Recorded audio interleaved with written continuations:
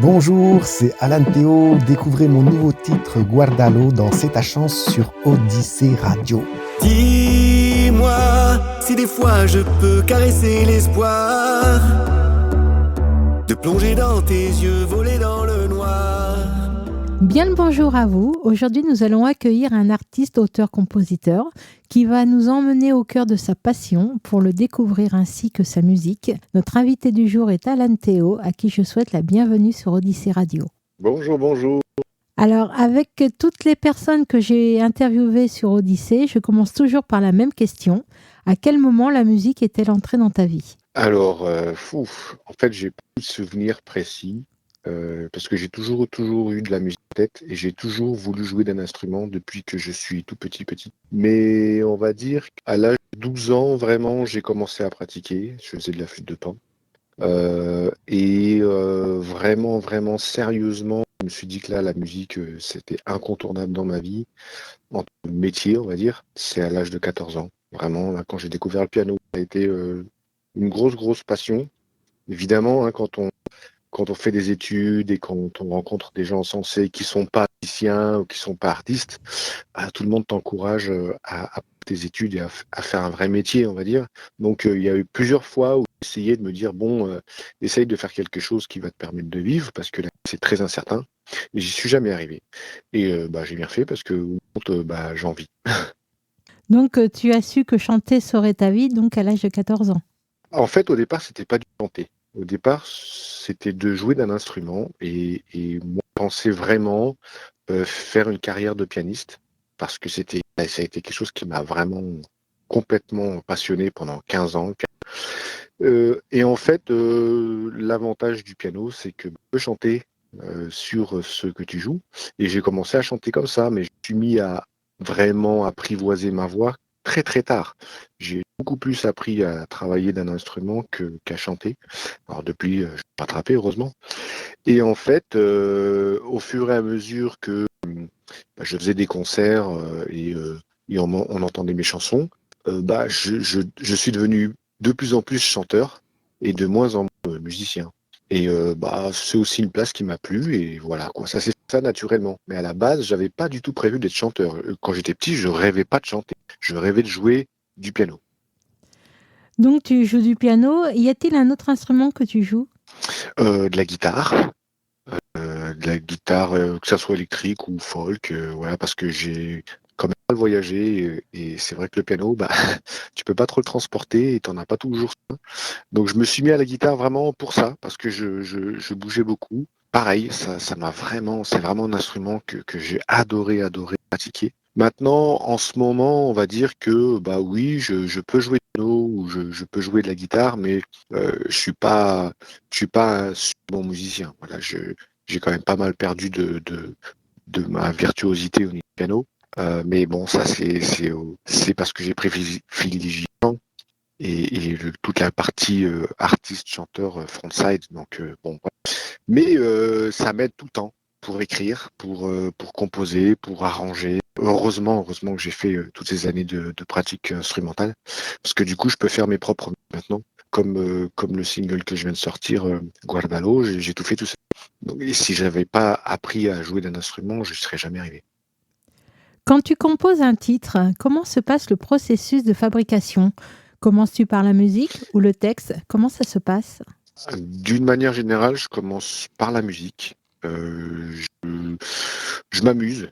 En fait, j'essaye de trouver quelque chose qui m'intéresse, que ce soit à la guitare ou au piano. Et puis, j'ai des idées de mélodie qui arrivent et quelques mots, en fait, sortent en général. Et à partir de ces mots-là, je construis une histoire et je fais un texte.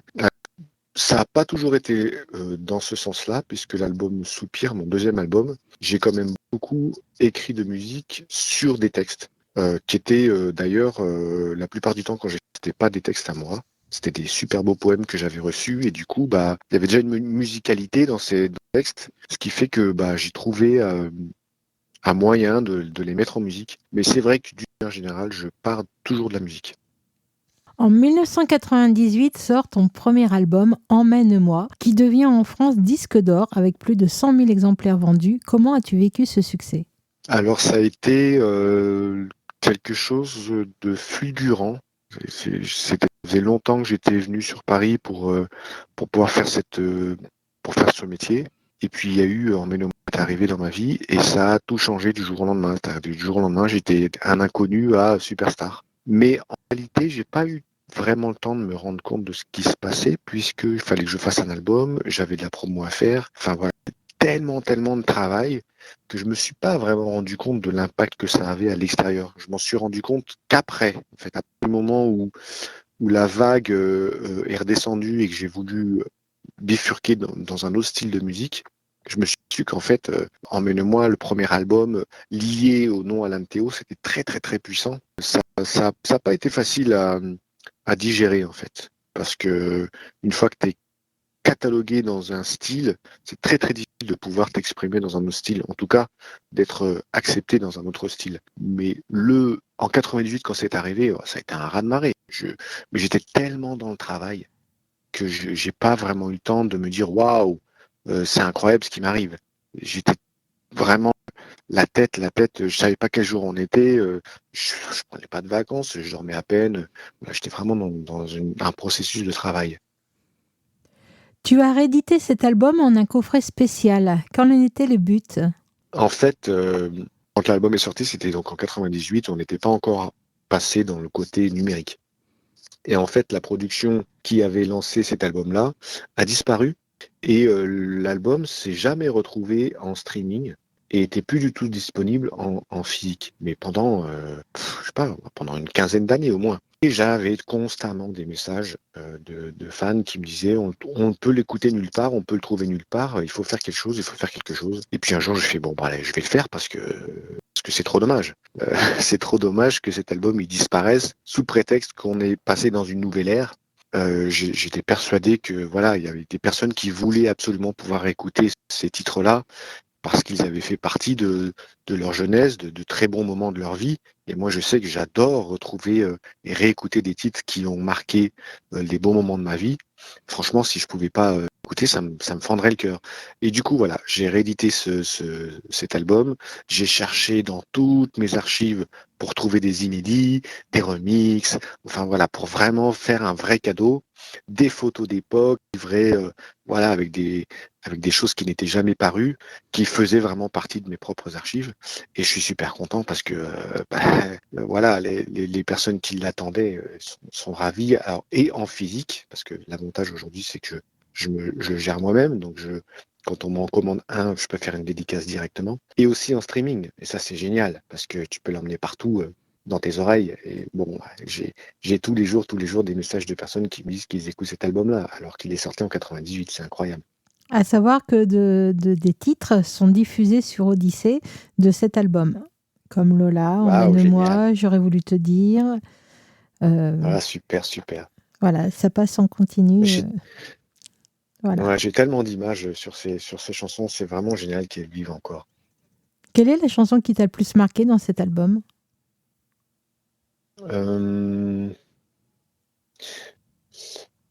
C'est pas facile comme question.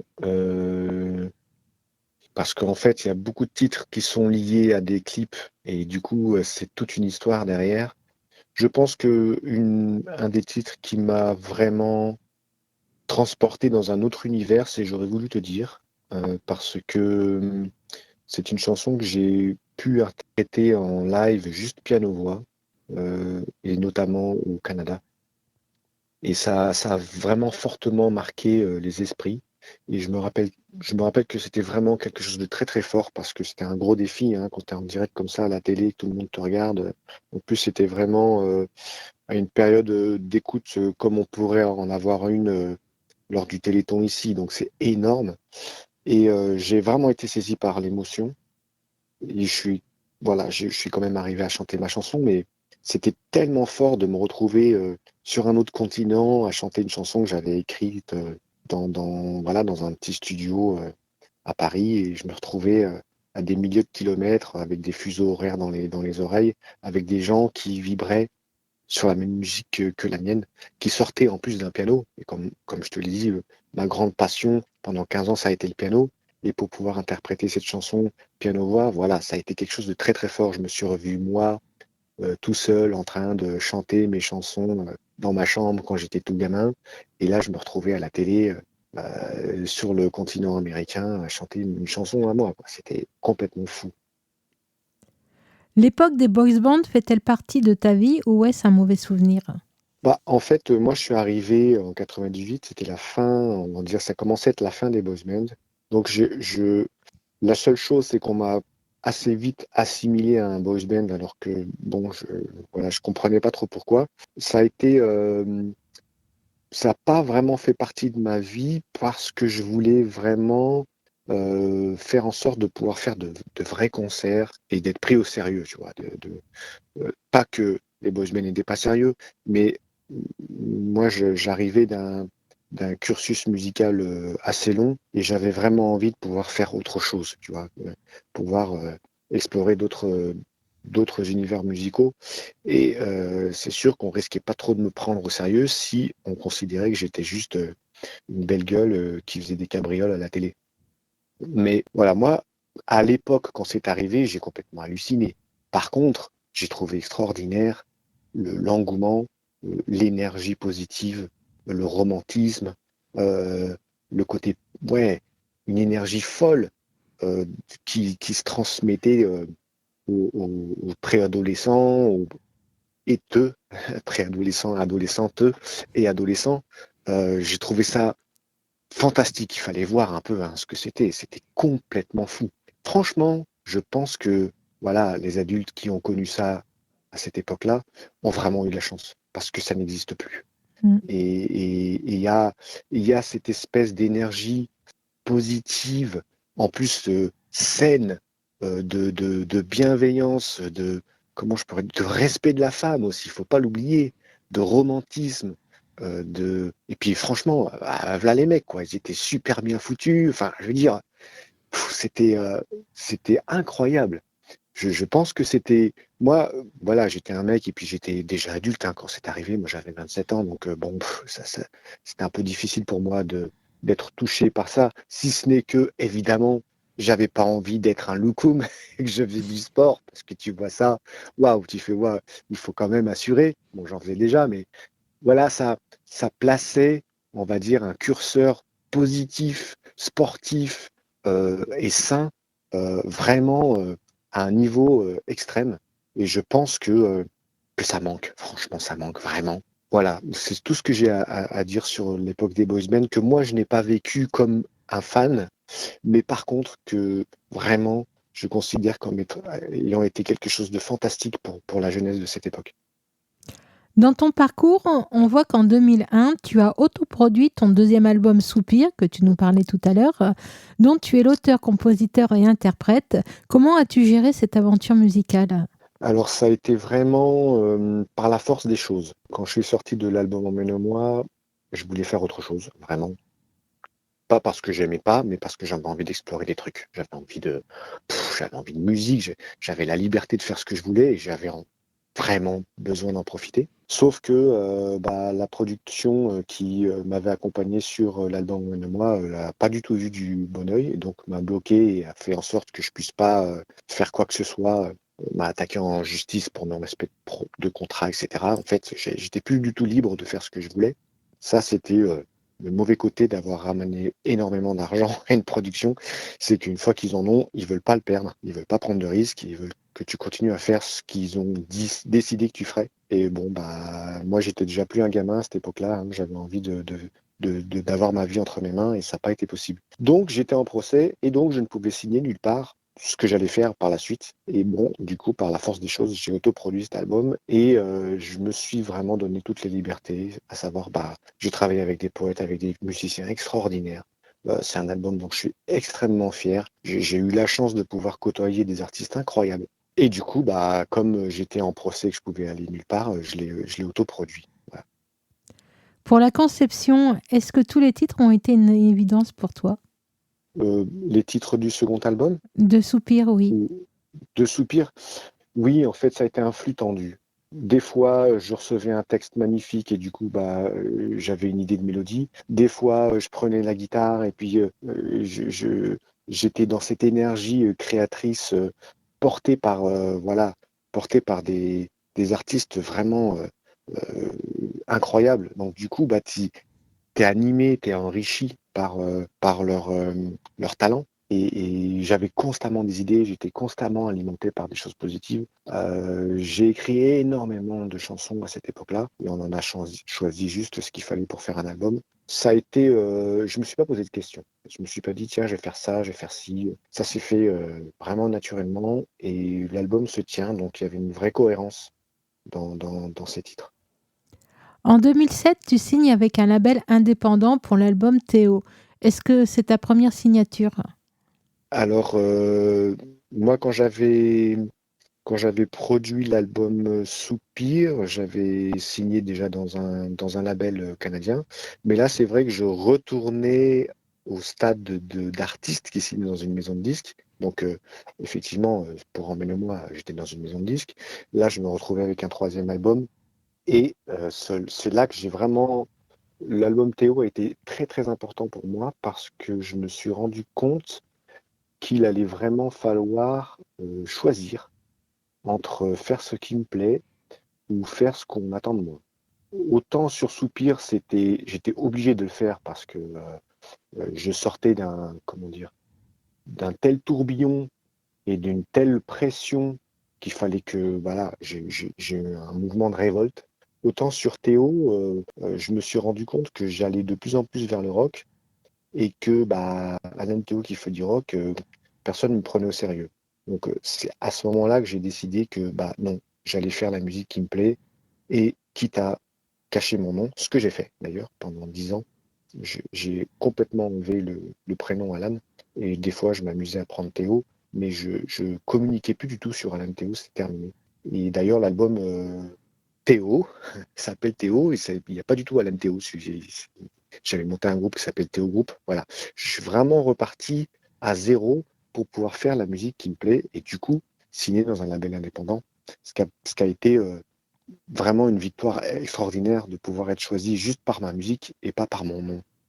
Et c'est en ça que je dis que l'album Théo a été capital. Et capital aussi parce que j'ai rencontré un guitariste extraordinaire avec lequel on a fait l'album, tous les deux, mais vraiment comme des gamins. Je suis retourné vraiment dans une énergie créatrice, mais pas d'adulte, vraiment de gamin qui s'amuse et ça m'a fait un bien fou. Ça a ouvert vraiment beaucoup de portes psychologiques pour moi. On peut signaler aussi que récemment, en mars 2024, tu as fait une réédition de Théo. Pourquoi? Alors là, c'est pareil, c'est que le label indépendant comment dire, ne gérait plus euh, l'album Théo, il n'était plus du tout disponible. Et je me suis dit, bah, je vais continuer à faire comme pour en mettre moi. Je vais rééditer cet album pour qu'il puisse vivre et que voilà, je lui donne une seconde chance. Et là, ça a été une grosse surprise parce que c'est quand même un album rock. Et c'est vrai que les fans qui m'ont connu sur Emmène-moi, ils peuvent être un peu déstabilisés. Mais en fait, j'ai des super bons retours de cet album-là. Bon, déjà, on me l'avait aussi demandé depuis un bon moment. Mais je pensais vraiment que c'était vraiment les fans, le réseau dur de fans qui me le demandaient. Et en fait, je m'aperçois qu'il y a beaucoup, beaucoup de gens qui l'écoutent. Et ça, c'est génial. Pareil, j'ai retrouvé des inédits qu'on avait fait avec mon pote Antoine, le guitariste dont je parlais tout à l'heure. Voilà, et là, je suis en train d'élaborer le CD en physique qui sera vraiment édité en très, très limité. Pareil, je vais mettre des photos d'époque. Enfin, voilà, je pense que je suis dans un processus. Moi, je me réapproprie ma propre musique et j'ai vraiment de la chance de pouvoir le faire hein, parce qu'il y a beaucoup d'artistes qui peuvent pas le faire. Moi, je sais pas, c'est incroyable. Ces quelques années là, je sais pas ce qui se passe. J'ai la capacité de pouvoir le faire et du coup, bah, je m'en prive pas. Et je suis super content. Je retrouve tous mes petits là à la maison. J'ai mes petits CD qui sont les uns à côté des autres et je sais pas, ça me fait quelque chose, comme si je posais des racines pour aller ailleurs. En septembre 2010, tu vis une belle aventure avec les internautes grâce auquel tu as pu sortir un nouvel album. Ça s'est passé le 16 mai 2011 où sort Reprends les armes. On est curieux de connaître ce que tu as vécu. Alors ça a été fou, complètement fou. C'est que après l'album Théo, j'étais vraiment allé dans le rock, et c'était de plus en plus, on va dire, plus en plus violent. Et je me suis aperçu qu'en fait, il allait falloir justement retrouver un autre travail. J'avais déjà commencé sur Théo à prendre un travail à temps partiel. Et puis là, étant donné la musique que je faisais et le peu de couverture médiatique que j'allais pouvoir avoir, c'était clair qu'il allait falloir que je puisse manger et faire ma musique à côté. Donc je me suis dit, bon, je pense que voilà, la musique va toujours faire partie de ma vie, mais il y a peu de chances que je puisse en vivre, étant donné ce que je suis en train de faire en ce moment. Par contre, ça me plaît énormément. Donc, je vais faire un album et je vais le faire produire par les internautes. Comme ça, je suis sûr que c'est pas, comment dire, comment je pourrais dire ça? C'est les gens qui vont aimer ma musique, qui vont la produire et pas une maison de disques. Je vais pas devoir aller chercher une maison de disques, aller faire du lèche-bot et essayer de trouver des contacts, etc. C'est quelque chose que je voulais qui parte vraiment de la base. Et aussi, je voulais me réapproprier mon nom. Comme je le disais tout à l'heure, là, pendant 10 ans, j'ai plus du tout utilisé le nom Alan Théo. D'ailleurs, je chantais même plus du tout l'album Emmène-moi, hein. Ça avait complètement disparu de ma vie. Et je me suis dit, bon, bah là, il faut arrêter de me cacher. C'est la musique que j'aime, c'est la musique que je fais. Je vais mettre mon nom et puis on verra bien ce qui se passe. Et ce qui a été complètement fou, c'est que, étant donné que dans mon esprit, j'étais complètement libre, c'est-à-dire que je n'étais pas dépendant de ma musique pour vivre, j'ai fait vraiment ce qui me passait par la tête. Des clips complètement dingues. Enfin, voilà, je me suis vraiment régalé. Et chose extraordinaire, je pense que c'est une des rares fois dans ma vie où je suis allé aussi loin dans ma liberté artistique. Eh bien, j'ai été produit en 2 mois. En 2 mois, les internautes ont misé 100 000 euros pour que mon album soit produit. Et pour moi, ça a été complètement fou. J'ai déménagé, j'étais plus sur Paris, j'étais allé dans le sud, je me préparais à bosser, et bam, on me rappelait pour venir sur Paris, pour recommencer à faire de la musique, plébiscité par les internautes. Franchement, c'est difficile à décrire, mais c'est un, une pulsion psychologique énorme que j'ai reçue quand j'ai été produit et quand l'album Reprends les armes est sorti, que j'avais fait tout seul pour la première fois chez moi. Voilà, vraiment dans mon salon, hein, quoi. Donc j'étais même pas en studio. Et bim, ça sortait. C'était complètement fou, une histoire complètement folle. Bah, une belle histoire en tout cas. Ah ouais, c'était fou. En 2015, tu crées le groupe The Stern. Pourquoi as-tu ressenti le besoin de chanter accompagné? Alors, après Reprends les armes, j'ai eu envie de rester dans un univers rock, mais de commencer à m'orienter vers comment dire, une énergie positive. Tout à l'heure, je parlais des boys bands et bah, j'ai vraiment senti que j'avais besoin moi-même de m'entourer d'énergie positive. Ce qu'il faut savoir, c'est que quand tu écris un album, bon, tu écris un album, tu reçois, tu as des idées, tu poses un texte, tu le chantes, tu l'enregistres, tu l'as dans les oreilles, tu vas en concert, tu le chantes, les gens te renvoient cette énergie. Donc si tu es dans une énergie négative, en fait, tu n'en sors jamais. Je me suis rendu compte de ça avec Reprends les armes. Et moi, j'adore, mais j'aime aussi le soleil, j'aime aussi la lumière, j'aime les deux, j'aime l'obscurité et j'aime la lumière. Et je me suis dit, waouh, j'ai envie de concilier les deux et de faire quelque chose qui soit entre les deux, m'amuser à amener les gens dans l'ombre pour les amener vers la lumière. J'ai commencé à écrire un nouvel album qui était, on va dire, électro, rock, symphonique, qui mélangeait beaucoup, beaucoup de choses. Et évidemment, pour pouvoir rendre ça sur scène tout seul, c'est un peu compliqué. Donc effectivement, j'ai monté The Stern aussi parce que je me rendais compte que ça allait être un projet un peu à part dans ma carrière. Et voilà, c'est pour ça que j'ai commencé à faire The Stern, qui est devenu ensuite Orchestra, parce que je suis allé de plus en plus vers la musique symphonique. Et on a fait un concert avec un orchestre symphonique d'ailleurs, c'était complètement fou. Voilà, je suis allé au bout de cette histoire, mais je l'ai mis entre parenthèses parce que justement, je me suis aperçu que j'avais pas le poids et j'avais pas les moyens nécessaires de pouvoir lui donner la dimension qu'il méritait. Voilà, parce que c'est quand même un projet où on est une cinquantaine sur scène. C'est complètement fou, il y a des projections, enfin bref. Et c'est pour ça aussi que je suis rentré dans cette, comment dire, dans cette énergie que je suis en train de dévoiler en ce moment, moins alternative et plus abordable pour pouvoir, voilà, pour pouvoir comment je pourrais dire ça? Pas me refaire une place, mais en tout cas, poser les bonnes bases pour pouvoir, m'associer à des personnes qui pourront m'amener encore plus loin. Toujours en 2015, pour fêter les 20 ans, on te propose de faire partie du groupe Génération Boys Band, aux côtés de Frank des To Be Free et de Chris Killer des G-Squad. Comment s'est passée cette expérience? Alors, ce qu'il faut savoir, c'est que moi, je sortais de l'album Reprends les armes et comme je disais, vraiment, j'avais fait des clips, super trash, sexe, je suis parti 2 ans en tournée, avec les salons de l'érotisme où je faisais des spectacles avec des stripteaseuses, enfin, c'était complètement fou et et là, il y a, Franck des To Be Free, donc après ces 3 années de folie là, Franck des To Be Free qui m'appelle et qui me dit: «Bah, voilà, j'aimerais, qu'on remonte sur scène, avec des anciens de cette époque-là pour reprendre des titres des boys band. Et moi, j'étais à des années-lumière de ça. Et comme je disais tout à l'heure, j'aime bien les deux. J'aime le côté sombre et dur et j'aime le soleil et la danse et la joie. Et je me dis, waouh, mais ça serait vraiment extraordinaire de pouvoir le faire maintenant, de pouvoir, on va dire, me réapproprier mes titres d'avant et me réapproprier cette époque positive qui a été a posteriori difficile pour moi, puisque comme je disais, je voulais m'orienter vers une autre musique. Mais là, j'avais fait tellement de choses que j'avais plus peur de rien. Même scéniquement, j'avais plus du tout peur de rien. Et du coup, ouais, bien sûr que j'ai envie de m'amuser, bien sûr que j'ai envie d'amener des bonnes énergies. Parce que franchement, là, moi j'ai arrêté en 2020, je crois, ou 2021, avec Génération Boys Band. Mais pendant toutes ces années, de 2015 à 2021, mais c'était l'hystérie. C'est-à-dire que, t'imagines, t'arrives aujourd'hui à 3 gars à faire des chorés et à chanter des chansons joyeuses où tout le monde danse, et d'ailleurs que tout le monde connaît.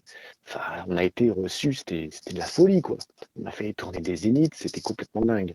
Mais encore une fois, j'aime bien faire plein de choses différentes, j'aime bien évoluer, j'aime bien tenter des choses. Du coup, j'ai arrêté avec Génération Boys Band. Eux, ils continuent à tourner. Et moi, j'ai envie de proposer de nouvelles musiques, j'ai envie de proposer de nouvelles énergies. En 2024, donc cette année, on peut entendre Guardalo, ton nouveau titre qui est disponible depuis le 9 février, où l'on trouve un mélange de français et d'espagnol. Comment t'est venue l'idée de mélanger les deux langues? Alors, moi, ça fait au moins 5 ans, je crois, au moins 5 6 ans que j'écoute beaucoup de reggaeton. Donc, c'est vraiment tout en espagnol. Je me suis dit, bon, j'ai envie de baigner dans de la musique positive, j'ai envie de soleil, j'ai envie de bien-être, j'ai envie que les gens aient envie de danser, qu'en concert, on soit tous heureux. Je me suis dit, mais voilà, ça, c'est vraiment une musique que je pourrais faire, mais en même temps, en m'inspirant, on va dire, en restant ouvert d'esprit, comme je l'ai fait pour le premier album, en mélangeant les langues, les styles. Et en fait, je m'aperçois que je rejoins un peu l'énergie que j'avais mise dans le premier album, où il y avait quand même Soñar, Lola, il y avait même Comme avant, je crois, qui était en français-espagnol. Et je me dis, ouais, mais vas-y, on y va. Je pense que toutes ces années de Génération Boys Band m'ont fait du bien et m'ont donné envie voilà, de rester dans la joie et le soleil. C'est pour ça que j'ai amené l'espagnol et j'ai amené ces rythmes latinos. Voilà, le romantisme, la bienveillance, tout ça. Et là, je suis en train de terminer le 4e single, qui n'est pas pour tout de suite, mais voilà, qui reste dans cet état d'esprit, qui reste dans quelque chose de positif. Et j'ai vraiment hâte d'être en concert cet été pour voir ce que ça va donner. Guardalo a-t-elle une histoire? Oui, en fait, c'est j'ai mis 2 mois, je crois, à faire ce titre-là, alors que en général, il me faut 2 semaines. Parce que, je sais pas, parce que pour moi, c'était jamais assez bien, j'avais pas encore trouvé le son, c'est le premier titre d'une nouvelle génération, d'une nouvelle vague, à savoir que ça faisait longtemps que j'avais pas proposé de nouvelles choses et du coup, je pense que j'avais peur. Je pense que j'étais un petit peu, dans le doute. J'ai fait plein de prises de voix différentes, enfin, et cetera, pour trouver le style. Son histoire, Guardalo, c'est vraiment, je veux vraiment amener quelque chose de romantique, de doux, de positif, mais aussi de festif, de sensuel. Voilà. Et bah, quand tu te mets tous ces objectifs en tête, eh bah, ça te met un peu la pression. Et avant d'arriver à trouver quelque chose de bien, bah, ça m'a pris du temps. Guardalo, c'est vraiment le début d'une nouvelle histoire. Je suis vraiment super content d'avoir commencé ça. De toute ta carrière, quel a été ton plus beau souvenir artistique? Oh, mon plus beau souvenir artistique, c'est une très bonne question. Très difficile de répondre à ça, hein. Tu en as beaucoup? Ah ouais, j'en ai beaucoup sur chaque album, j'en ai beaucoup. J'ai adoré faire le clip de Soñar, qui était un titre de l'album Emmène-moi, parce qu'on était parti à Cuba et quand j'ai vu que tout un quartier dansait sur ma musique alors qu'ils savaient même pas qui j'étais, ça a été quelque chose de fantastique. L'album Théo aussi, ça a été fou de me retrouver dans des toutes petites salles à jouer devant des gens qui ne savaient pas que j'étais Alan Théo, ça c'était fantastique aussi. Bon, on reprend les âmes, comme je le disais, me retrouver dans des parcs d'exposition à faire des spectacles. Ça aussi, ça a été fou. J'en ai plein, j'en ai plein. Et tous ces moments passés à écrire, que ce soit quand j'habitais dans le sud ou que ce soit avec Antoine, voilà, on était comme des gamins ou Soupir, où j'étais entre deux maisons, je me rappelle très très bien. Et je me baladais partout avec mon scooter, je mettais ma guitare et mes partitions dessus et hop, c'était parti, c'était l'aventure. Ou alors aussi, la première fois que j'ai entendu Emmène-moi à la radio, j'étais dans ma voiture et j'étais sur le périphérique de Paris. J'ai fait un tour du périphérique sans m'arrêter, tellement j'étais fou. Enfin voilà, j'en ai plein. Tu pourras nous écrire un livre? Oh là là, je sais pas si je suis capable d'écrire. Ouais, ça peut peut-être intéresser des gens, c'est possible. C'est une très bonne idée. Je vais peut-être me pencher sur la question. Je voulais savoir aussi quelle a été ta plus belle rencontre artistique. Je pense que je parlerai de Carol Fredericks, qui faisait partie du groupe Fredericks, Coleman and Jones, chanteuse extraordinaire, très positive, qui m'emmenait partout, qui me m'amenait sur ses concerts. Moi, je peux te dire que franchement, à l'époque, en plus, techniquement, vocalement, j'étais vraiment pas au point. Quand j'étais à côté de cette, cette voix phénoménale, j'en menais pas large. Mais elle était toujours bienveillante, elle m'a toujours soutenu dans ce que je faisais. Elle a toujours cru en ce que je faisais. C'était vraiment quelqu'un de très lumineux. Ça a été une très grande, voilà, une très très belle rencontre artistique. Après, comme je le disais, hein, avec quelqu'un qu'on connaît moins, enfin que les gens ne connaissent pas, mais mon pote Antoine, là, franchement, ça a été une rencontre artistique extraordinaire. On a vraiment fait l'album Théo ensemble à quatre mains.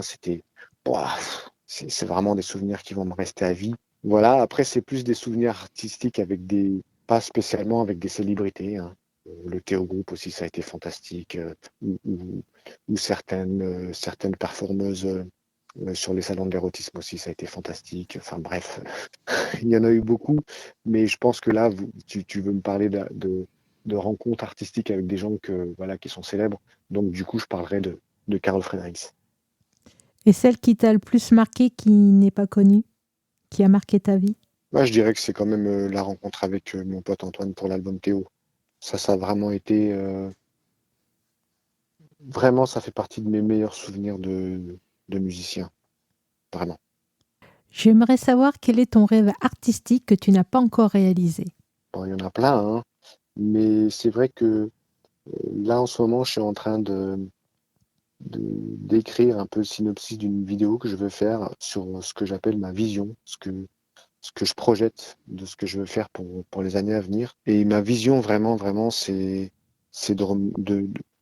voilà, de me retrouver entouré de gens qui aiment ma musique et qui aiment l'énergie que je dispense dans un concert énorme. Voilà, ma vision, c'est ça, mon rêve, c'est ça, c'est de me retrouver, être capable de fédérer de nouveau plein de gens qui vont se sentir bien ensemble et qui vont se sentir bien avec moi. Voilà, ça c'est vraiment mon rêve, c'est ce que je me mets en tête tous les matins quand je me lève, je visionne ça et c'est ce qui me motive. Donc ça, c'est vraiment quelque chose que je veux accomplir. As-tu des projets pour 2024? Oh oui, il y a plusieurs singles qui vont sortir dans l'esprit de Guardalo. Je suis aussi en train de travailler avec des artistes du Québec pour faire une collaboration. Là, je peux pas trop en parler, mais je pense que ça va faire du bruit. Voilà, et puis je pense que ça va déjà être pas mal. Il y a beaucoup, beaucoup de vidéos à faire. J'ai là vraiment la sensation pour 2024 de redémarrer quelque chose à zéro, mais pas comme une fracture, comme quelque chose qui se construit dans le temps et qui est de plus en plus solide. C'est vrai que j'ai fait pas mal de choses différentes jusqu'ici et ça a été un peu des fulgurances, c'est-à-dire que ça a été très différent d'un projet à l'autre, c'était jusqu'au boutiste. Il y avait une vision pas spécialement sur le très long terme. Et là, j'ai plus une vision sur le long terme. J'ai plus envie de construire quelque chose qui va grandir petit à petit. Et c'est pour ça que voilà, je communique comme ça sur les réseaux maintenant et que je procède single par single, que je m'adapte en fonction de ce que je sens. Les titres que je fais là en ce moment ne font pas partie d'un album. Je fais le titre comme je le sens. Ça me prend à peu près 15 jours. Ensuite, mix 15 jours. Et puis voilà, le temps que je prépare la promo, ça fait 1 mois et demi, 2 mois, bim, je le sors. Voilà, je suis vraiment dans ce processus créatif très très frais qui, je pense, voilà, va m'ouvrir de nouveaux horizons. Pour les auditeurs qui te suivent, sur quels réseaux sociaux peut-on te trouver et avoir de tes nouvelles? Alors, le réseau social sur lequel, on va dire, je communique le plus, parce qu'il y a le plus de possibilités de rentrer dans le fond du sujet, ça va être Facebook, hein, Alan Théo officiel. Bon, évidemment, Instagram, c'est pareil, toujours Alan Théo officiel. J'ai un TikTok aussi, hein. Mais ça va être surtout, je pense que ça va surtout être sur Facebook. J'ai remarqué qu'en fait, en fonction des réseaux, t'as pas du tout les mêmes réactions. Plus le contenu que tu peux déposer est court et succinct, et moins, ce qui paraît logique, mais le retour est pareil. Et moins on peut rentrer dans le fond du sujet, moins les commentaires que j'ai sont profonds, moins il y a une réaction, on va dire, humaine. Tu vois. Et c'est peut-être pour ça que je suis resté. Enfin, je sens que mon principal réseau, c'est Facebook pour le moment. Parce que je sais pas, c'est pas la même énergie. Voilà. Mais je communique sur tous les autres, hein. Je sens juste que c'est pas la même mentalité. Voilà. Je termine mes interviews de la même façon avec cette question. Quel message souhaites-tu passer aux auditeurs et auditrices qui nous écoutent aujourd'hui? Je pense qu'on minimise le pouvoir de la musique. Voilà. Comme on peut se dire, voilà, je suis responsable de ma vie, je suis responsable des gens qui m'entourent, de l'énergie que je dispense à mon entourage, et on va dire mon destin, c'est moi qui le crée. Je pense que il y a une certaine responsabilité à se rendre compte de ce qu'on se met dans les oreilles, parce que ça influence énormément. Je pense que ça nous influence énormément dans la vie. Je ne sais pas pourquoi je dis ça, mais je voudrais vraiment qu'on prenne conscience de l'importance de la musique dans nos vies. Que c'est quelque chose de vraiment très important. Enfin, moi, en tout cas, c'est sûr. Mais ça peut te changer ta journée. Selon ce que tu écoutes, selon ce que tu te mets dans les oreilles, selon le fait que tu te dis, tiens, j'aimerais bien découvrir de nouvelles choses, te laisser étonner. Tu t'es étonné par des trucs, tu pensais pas que ça allait te plaire, puis ça va te plaire. Ça t'ouvre l'esprit, ça t'amène vers quelque chose de nouveau, de l'espoir. Je sais pas comment ça va être perçu ce message-là, mais juste simplement prendre conscience de l'importance de la musique dans notre vie. Il y a peut-être moyen de s'orienter et d'être curieux pour prendre soin de sa propre humeur. En tout cas, je te remercie de ta gentillesse, du temps que tu nous as accordé pour cette entrevue, et je te dis à très très très bientôt sur Odyssée Radio. Merci beaucoup, à très bientôt. Merci. À bientôt, Alan. À bientôt.